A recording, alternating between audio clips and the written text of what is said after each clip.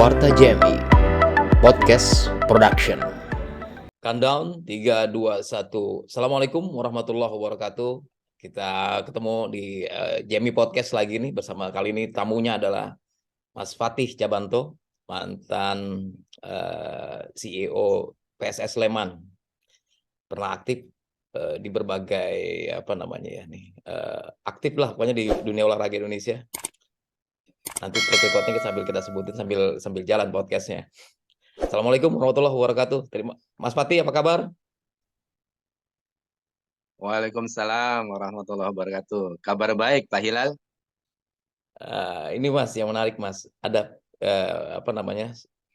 ini kira-kira udah hampir dua minggu Erik terpilih jadi ketua PSSI, tapi masih bulan madu nih sama pers nih kayaknya nih. Belum ada yang ngingetin bencana macam-macam. Mas Fatih ngeliat begitu juga nggak? Ya, kalau dibilang sama pers yang mana dulu ya. Uh, Karena hari ini dari semalam juga rame bahwa keputusan Liga 2 tidak dilanjutkan, juga Liga 3 ini menjadi polemik ya. Keputusan ketum semalam itu bahwa Liga 2, Liga 3 tidak dilanjutkan. Ini kan berarti mengingkari janjinya waktu kami, karena janjinya akan meneruskan Liga 2 dan Liga 3. Tapi kenyataannya Liga 2 3 tidak dilanjutkan. Selain itu juga adanya format kompetisi Liga 1 yang tidak umum di dalam sepak bola, di mana dibagi grup nanti diputar lagi, nanti ketemu lagi juara antar grup. Itu seperti format di bola basket. Jadi bukan format yang lazim di sepak bola Indonesia bahkan dunia. Jadi mungkin karena memang beliau itu besar di basket, maka pola pikirnya masih seperti sistem yang ada di bola basket. Begitu Pak Hilal. Bahaya banget ya. Kayaknya kemarin beli kucing dalam karung gitu ya, orang-orang tuh ya Mas ya. Setuju gak Mas? Saya tidak tahu bagaimana ya.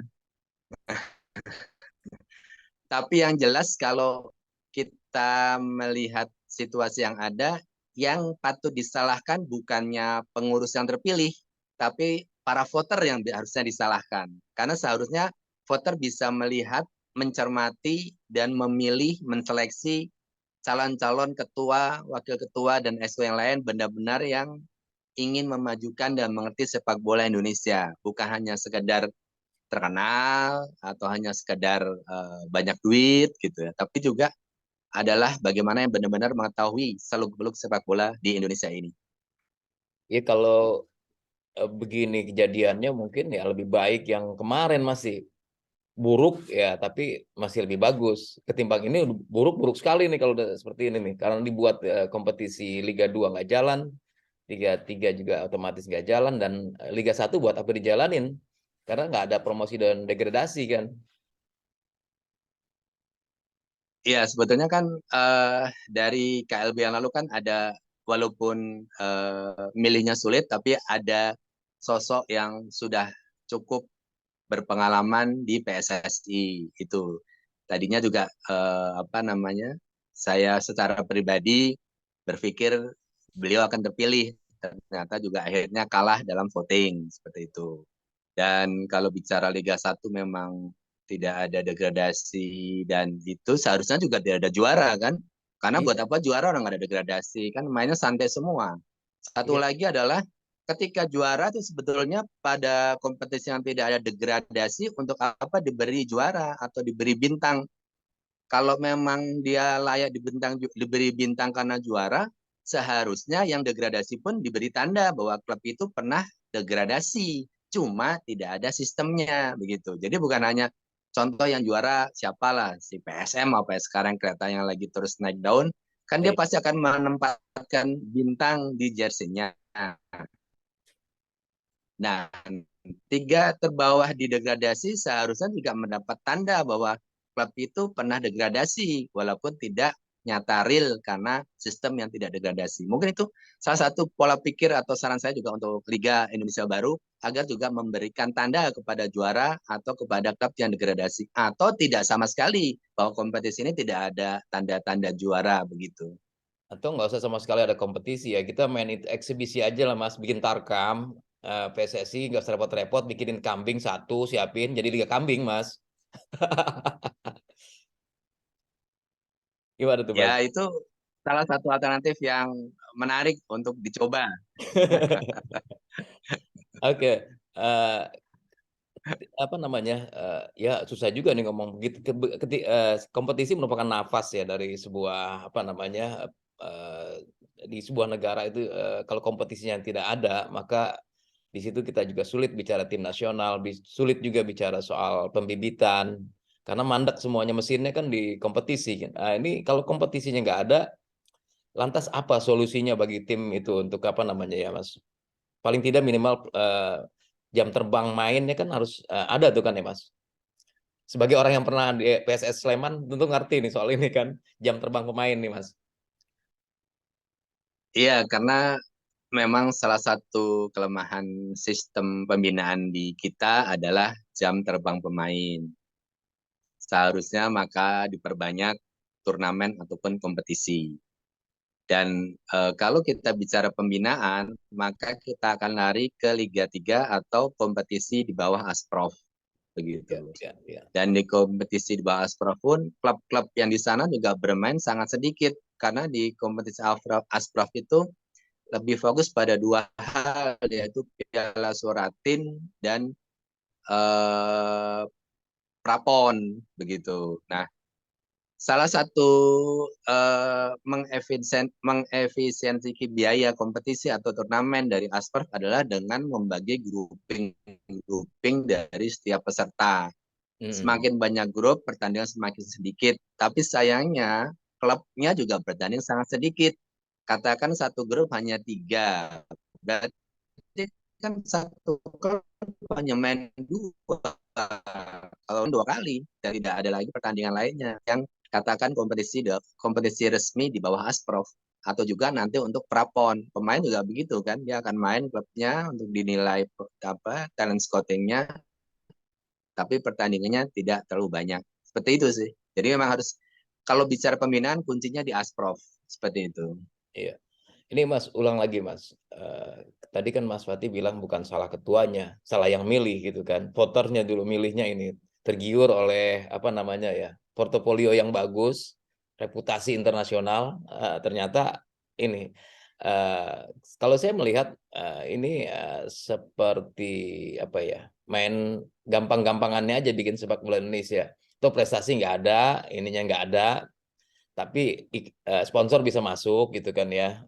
Nah, soal sponsor nih, Mas Pati kan pernah berkecimpung di sponsor, salah satu agent dulu yang membawa sponsor terbesar waktu Liga Super. Nah, sekarang sponsor sekarang bagaimana nih Mas Pati melihat dunia sponsorship di sepak bola Indonesia, terutama di Liga 1 ya?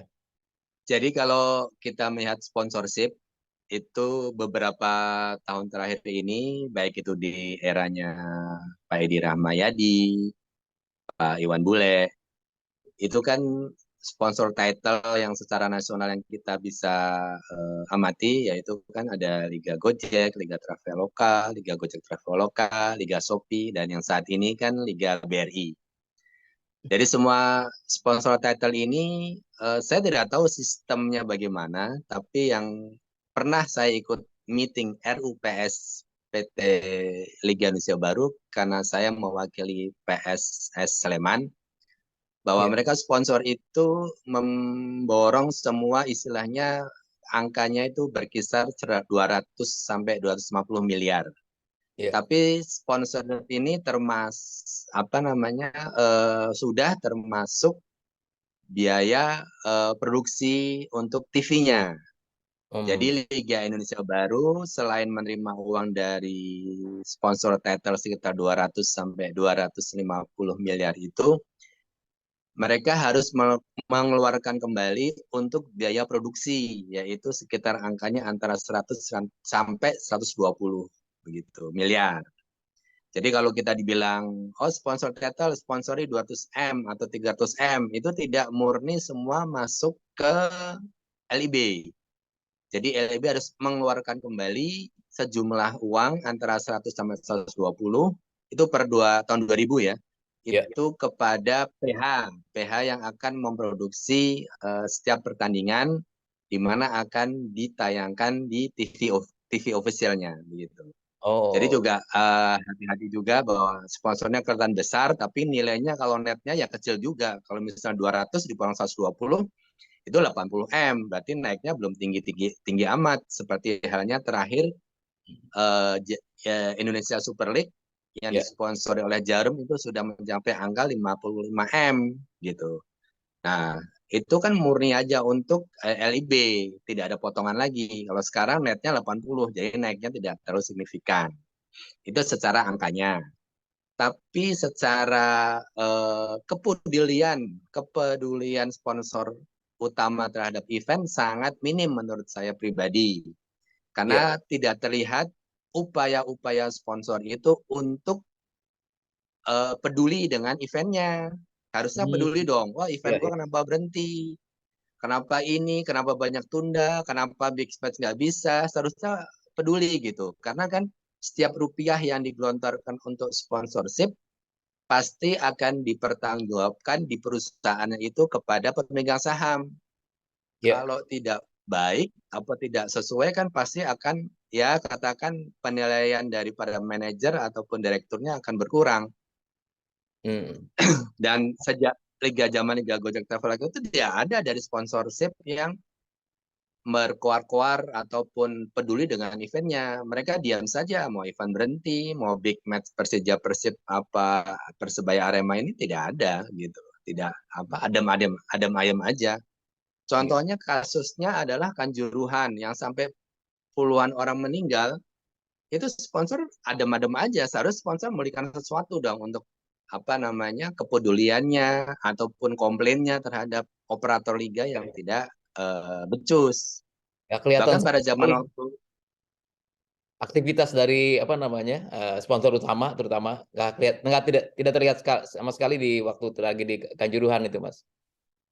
ya, ya saya nggak tahu kalau liputan media jelas tidak ada baik media sosial maupun media mainstream ya itu tidak terlihat di sana gitu. Kan seharusnya memberikan statement kan harus bagaimana bagaimana karena secara image itu kan terbawa brand image-nya terbawa kepada brand image-nya event seperti itu gitu. Hmm. Ini bisa diceritain lebih dalam ini, Mas. Karena ini menarik ini nih. Kenapa tidak ada kepedulian dari pihak sponsor ketika terjadi sesuatu yang bisa merusak image dari liga, yang otomatis itu akan merusak image dari sponsorshipnya itu sendiri. Nah, ketika Mas Fatih sebagai konsultan saat itu di waktu Superliga, bagaimana sih sebetulnya treatment dari Jarum ketika terjadi penurunan nilai-nilai kompetisi atau terjadi hal-hal yang kemungkinan akan membuat rusak kompetisi yang juga imbasnya adalah akan rusaknya sponsor utamanya waktu itu. Gimana tuh, Mas? Ya banyak hal yang dilakukan sebagai sponsor untuk agar event itu mendapatkan image yang baik ya. Di mana image yang baik adalah perencanaan akan sama dengan pelaksanaan gitu. Ya, Jadwal harus sesuai dengan apa yang telah direncanakan. ya, Sampai pada suatu titik kita bargaining terhadap PT Liga waktu itu, Liga Indonesia, bahwa seandainya ada jadwal yang berubah, mereka akan kena denda 50 juta. Ini bukan angkanya, tapi bagaimana agar operator itu bisa lebih strict terhadap jadwal-jadwal yang telah disepakati gitu. Kalau kita sponsori kan bukan kita pengen dapat duit balik, tapi bagaimana agar sesuai dengan rencana. Jadi pada saat itu kita bisa memberikan denda kepada liga kalau pertandingan batal atau berubah akan kena denda 50 juta. Itu menurut saya langkah yang langkah yang baik ya, yang win-win gitu agar sama-sama semua sesuai dengan yang telah direncanakan semula.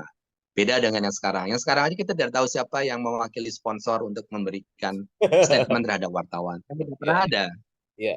Ini sponsor benar bayar duit apa sponsor bagaimana gitu. Kalau duit sampai ratusan miliarnya nggak ada pertanggungjawaban kan saya juga bingung juga begitu. Nah ini perlu mungkin Pak Hilal bisa ngundang dari pihak sponsor lah, bagaimana sponsor bisa adem ayem seperti itu gitu. Iya, ini Nanti disandingkan dengan saya yang pernah juga mensponsori seperti itu kan, gitu mewakili sponsor maksudnya. harus dicari ini apa namanya PR-nya dari Korkomnya dari apa sponsor liga yang lalu bagaimana mereka sebetulnya treatmentnya melihat Liga Indonesia. Menarik nih Mas Fatih PR-nya ini. Nah sekarang Mas ini Ya, kita melihat juga bahwa apa namanya ya liga tadi kan dibuat format seperti liga basket seperti basket gitu ya. Ini ini saya udah kehabisan kata-kata ini melihat apa namanya jelas seperti ini nih. Ini bisa nggak sebetulnya sih dari pihak voter menyampaikan mosi atau apa gitu untuk segera itu kembali ke real on track gitu loh Mas.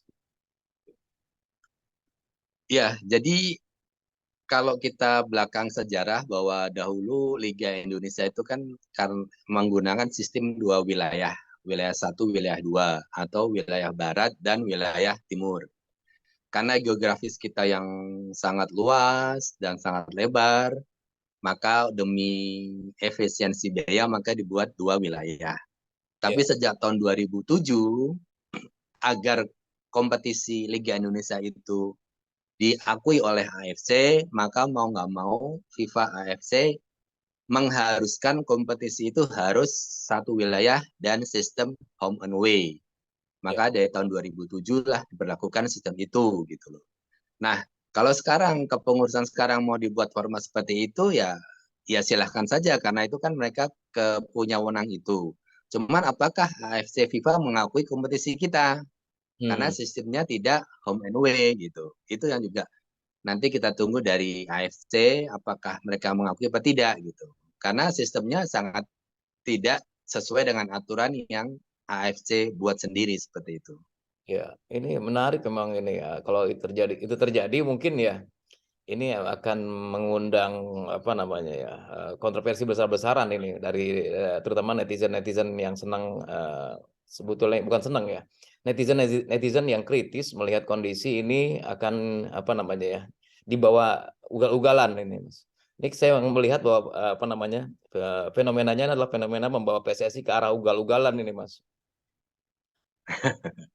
Ya resikonya kalau kompetisi tidak sesuai standar AFC, maka kita tidak bisa juara mewakili di Liga Champion Asia ataupun di Piala AFC karena kan kompetisi kita tidak diakui gitu. Itu yang resiko yang terburuk begitu. Dan bahkan nanti kompetisi kita dianggap paling jelek karena tidak sesuai dengan standar mereka gitu.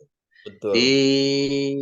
prestasi kita pada tahun sekitar 2009-an itu kalau nggak salah kompetisi Indonesia Super League itu peringkat 8 dari seluruh negara di Asia. Peringkat Itu 8 prestasi yang ya. paling bagus, Oh, terbaik peringkat itu. 8. Di mana kita juaranya langsung masuk ke Liga Champion Asia tanpa playoff. Hmm, Tapi karena wakil ya, ya. kita selalu keok gitu ya, makanya terus kita kompetisi kita juga amburadul dan kita turun terus rankingnya sehingga juara kita harus playoff dulu baru bisa masuk ke Liga Champion. Yang langsung bisa masuk hanya di Piala AFC. Piala AFC kan grade 2 daripada turnamen antar klub di wilayah Asia. Ya, betul. Ini yang menarik gini, Mas. Kalau kompetisinya sudah rusak, kemudian kita mengharapkan instan di tim nasional juga tidak bisa kan. Jalan pintas yang ditempuh biasanya adalah naturalisasi dan apa namanya ya, ya naturalisasi ya. Naturalisasi ke sana kemari Ya, Indonesia, keturunan Indonesia yang ada di mana-mana gitu diambilin semua. Ini kan shortcut yang hanya bisa apa ya, hanya bisa ditolerir untuk 1 atau 2 tahun atau 3 tahun, tapi bukan sebagai sebuah apa namanya habit. Ini kayaknya saya melihat jadi habit nih Mas. Setiap ada apa namanya, setiap tahun pasti ada aja pemain naturalisasi yang didatangkan dari mana saja gitu untuk memperkuat tim nasional Indonesia. Soal naturalisasi, Mas Fatih setuju nggak? Atau lebih setuju sebetulnya kita bentuk sendiri dari usia dini ketimbang kita petik langsung secara naturalisasi? Gimana tuh Mas? Saya untuk naturalisasi sangat tidak setuju. Akan lebih bangga dengan produk-produk lokal kita yang kita bina sendiri, walaupun katakan tim kita tidak juara, tak apa-apa. Tapi itu kan adalah suatu mimpi-mimpi anak-anak kita juga tercapai untuk menjadi pemain timnas. Biarkan saja, daripada sekarang mimpi mereka tidak akan tercapai karena keganjal dengan pemain-pemain naturalisasi. Iya. Jadi kalau menurut saya, biarkan saja kita dari lokal-lokal, apa yang ada. Saya ingat tuh kata-kata Indra Safri yang menurut saya tuh sangat bagus gitu. Terlepas ada yang pro dan kontra, tapi saya suka. Iya. Dia bilang, kita bermain sepak bola tidak ala Eropa, tidak ala Amerika Latin. Kita bermain sepak bola ala Indonesia. Itu yang bisa kita mainkan oleh anak-anak. Ya itulah kita mainkan. Kita tidak mengacu kepada siapa blok manapun. Anak Indonesia bermain seperti dia, kita mainkan saja gitu. Itu saja sih yang saya masih ingat ya. Kalau kita emang bisanya bermain seperti ini ya kita mainkan saja. Tapi tidak lupa bahwa pembinaan terus mulai dibenahi gitu. Untuk yang saat ini ya biarkan saja misalnya tidak juara. Namun kebanyakan kepengurusan kan pengennya menjadi namanya harum, timnya juara. Dan parahnya adalah menjadi pengurus itu memang sebagai batu sandungan, ingin terkenal apa segala macam. Batu Bukannya loncatan maksudnya. memberikan, iya, bukan memberikan fondasi-fondasi agar lebih baik ke depannya, tapi bagaimana semua shortcut agar mereka juara di saat kepengurusan. Padahal kan tidak ada semua sistem yang instan, harus melalui proses yang cukup panjang. Hmm. Itu salah satu kalau saya jadi voter, saya akan pilih pengurus yang tidak ingin terkenal dan tidak ingin pada zamannya timnas juara. Juaranya setelah Eranya kepengurusan dia. yang lain. Iya. Tapi Iya, hanya sebenarnya menempatkan fondasi-fondasinya. kalau chipnya ditaruh tuh harusnya chipnya itu yang bunyi itu nanti. Wah ini era kepengurusan si ini yang menanamkan pendidikan usia apa namanya pemain usia Iya, ini sehingga ketika iya, dia juara harusnya anugerahnya itu diberikan pada ketua umum yang sudah memberikan iya. fondasi dasar yang bagus buat sepak bola Indonesia. Nah ini mas kan masuk tahun Itu, politik. Eh, saya juga curiga ini bahwa ya, ya. patut mencurigai gitu ya bahwa eh, ketua umum ini singgah di PSSI itu hanya sekedar singgah untuk batu loncatan. Tadi Mas Fatih bilang udah ada batu loncatan, ada ngomong-ngomong segitu sedikit kita singgung itu soal batu loncatan. Karena sepak bola itu seksi, dari sepak bola Indonesia itu seksi dilihat dari jumlah apa namanya ya, jumlah fansnya sangat banyak, fanbase-nya sangat luar biasa. Bahkan juga diserang oleh fanbase dari apa namanya sepak bola luar. Menurut Mas Fatima, sangat mungkin nggak sebetulnya sih ini dimanfaatkan cuman sebagai tadi eh, bridging stone, batu loncatan untuk apa namanya ya 2024 untuk hal yang lebih besar misalnya buat tokoh ketua umum kita ini saat ini. Ya, sangat mungkin sekali dan memang itu yang banyak terjadi begitu. Iya. Kan sejarah yang lalu juga kita bisa lihat kan, mereka semua menjadikan sepak bola sebagai batu loncatan saja seperti itu. Iya. Zamannya Edi Ramayadi, Nah, ini zamannya betul. Iwan Bule juga kan ujung-ujungnya ke jabatan berikutnya. Hmm. Nah, berarti kita mesti ngingetin voter nih, Mas. Sekali lagi, Mas, bahwa voter itu banyak yang tertipu dan terjebak ya gitu ya dengan tokoh tertentu yang portofolionya bagus, ternyata ya mereka hanya dijadikan apa tuh kalau gitu ya. Eh, di kalau bahasa sekarang mungkin di prank loh, ternyata gue kaburnya kemari loh, nggak kebacakan gitu kan. Ya ini Gitu, juga tantangan bagi Pak Hilal untuk bisa mewawancarai supporter. Bukan supporter, voter. voter. Ya, bagaimana mereka menentukan pilihannya, apa alasannya kan bisa di, diungkap gitu. Itu Apa dia seperti apa kan seperti itu. banyakkan off the recordnya Cuman itu. kalau enggak lah, ini waktu PSS Sleman kan saya sebagai voter waktu itu. Iya, iya. Jadi sebagai voter, bukan ya, jadi voter yang di apa ya, yang diutus gitu kan. Jadi tentu Pak Sleman juga berunding kan gitu, menentukan pilihan kemana gitu kan. Nah, memang waktu itu hasil rapat itu memilih Pak Iwan Bule kan, Ya, karena dianggapnya beliau polisi, izin-izin akan lebih mudah gitu. Itu kuncinya waktu pas di PS Sleman seperti itu. Di mana saya ikut terlibat, saya sebagai voter dan tidak melihat hal-hal lain karena masalah perizinan. Itu sih ya, yang cukup signifikan. Nah, untuk voter yang kemarin ya mungkin harus Pak Hilal bisa ngundang voter yang pas betul. kemarin ikut di KLB itu, biar Ya, seperti apa sih apanya penentuan gambaran. seperti itu gitu kan. Penentuan tiap voter beda-beda kan. Ya, kalau pas yang 2019 ya itu Hmm. masalah perizinan, berharap Pak Iwan Bule bisa. Dan memang saat saat itu setelah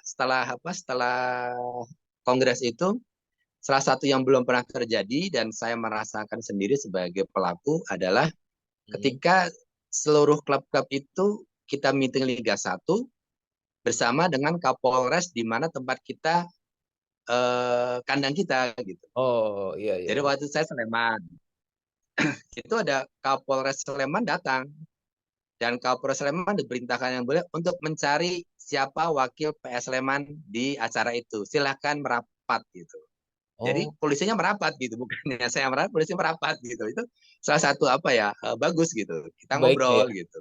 sisi baiknya ya. Ya itu salah satu. Ya setiap setiap orang kan tidak semua jelek, pasti ada bagusnya. Ya, Saya ya, juga tidak selalu menjelekkan orang, tapi juga memang membenarkan apa yang salah seperti itu. Dan memang kalau benar ya akan saya benarkan. betul. Ya Kita objektif di aja. situ kita ngobrol dengan Kapolresnya supaya lebih kenal, lebih apa yang bagaimana, intinya bagaimanapun izin harus keluar, tapi semua persyaratan dipenuhi oleh klub gitu loh, prinsipnya Oh, seperti itu. iya, iya, iya, iya. Ini ada tema lain lagi menarik nih Mas, masalah PSSI. Biarin nanti kita gantung di sini aja, biar dikomenin sama apa namanya yang nonton ini, karena ini menarik. Kita udah bisa kehabisan kata-kata soal ini. PSSI kayaknya selalu berada di titik nadir terus ini, berada di tangan orang yang kurang pas untuk menangani sepak bola Indonesia. Mungkin sepak bola luar pas, kalau di sepak bola Indonesia kurang pas. Atau mungkin kita naturalisasi aja kepengurusan seperti pemainnya. Wah, itu lebih menarik tuh Mas. Misalkan kita Ya, ambil ya apa namanya ya, ambil deh yang pernah berguru ke Indonesia kan Jepang ya. Orang-orang Jepang lah suruh masuk ke Indonesia, suruh jadi ketua PSSI di sini. kalau nggak salah ketua di RUT LIB-nya Kamboja itu orang IPL-nya Inggris itu. Iya, salah satunya adalah orang Ya. Jepang yang direktur marketingnya itu orang Jepang yang kerja di apa dulu ya, sebagai marketingnya Barcelona kalau nggak salah. Saya lupa namanya. Dan mereka ini Ya. mereka akan membuat kompetisi yang lebih keren dari Indonesia, dan jangan jangan salah ini kalau Indonesia bakal tertinggal nanti dari Kamboja, Vietnam, karena yang yang apa namanya yang akan menjadi tamparan besar buat kita. Apalagi kalau Timor Leste mampu membuat kompetisi yang lebih bagus dari Indonesia. Itu keren banget itu. Anak magang yang udah bisa Ya, patut parkir. patut dicoba itu seperti itu. Terobosan-terobosan kan boleh saja. Gitu. Nah, setelah pemain dinaturalisasi, kita naturalisasi pengurus ya, biar lebih profesional kita. Ya, Nah, betul. kita Setuju, setuju. kita kunci di sini Mas, biar orang nonton soal ini, biar mereka Betul. ramai komen di sini. Eh, kita jumpa buat yang nanti bulu tangkis ya Mas ya, soal problem problem Boleh? di bulu tangkis Indonesia. Nantikan juga Boleh, boleh. apa namanya para penonton yang setia dengan Marta Jamie Podcast untuk melihat bagaimana sih sebetulnya yang terjadi di bulu tangkis Indonesia. Mas Fatih ini selain di sepak bola juga turut membidani, bukan membidani ya, punya sepak terjang yang luar biasa juga di bulu tangkis Indonesia. Di antaranya adalah Jarum Indonesia Open, itu dulu adalah kerjaannya Mas Fatih. Sampai jumpa. Terima kasih Mas Fatih atas waktunya. Ya, Ya. sama-sama Pak Hilal. Sukses Assalamualaikum selalu. warahmatullahi wabarakatuh.